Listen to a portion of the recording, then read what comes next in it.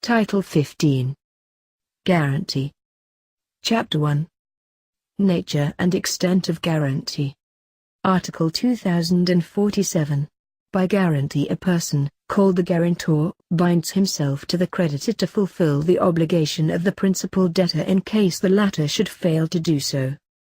If a person binds himself solidarily with the principal debtor, the provisions of Section 4, Chapter 3, Title I of this book shall be observed.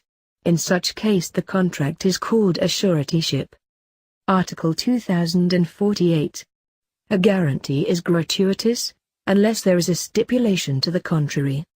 Article 2049. A married woman may guarantee an obligation without the husband's consent, but shall not thereby bind the conjugal partnership, except in cases provided by law. Article 2050.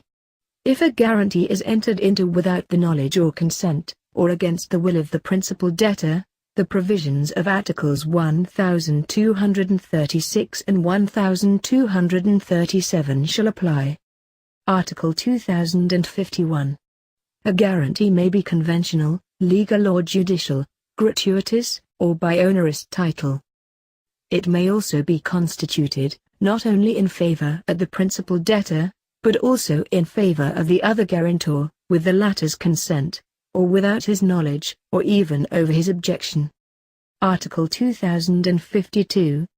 A guarantee cannot exist without a valid obligation.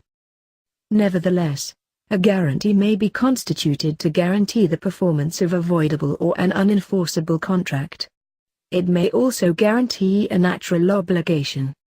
Article 2053.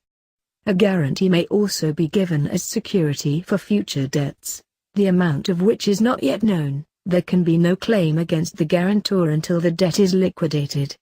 A conditional obligation may also be secured. Article 2054. A guarantor may bind himself for less, but not for more than the principal debtor, both as regards the amount and the onerous nature of the conditions. Should he have bound himself for more, his obligations shall be reduced to the limits of that of the debtor. Article 2055. A guarantee is not presumed, it must be express and cannot extend to more than what is stipulated therein.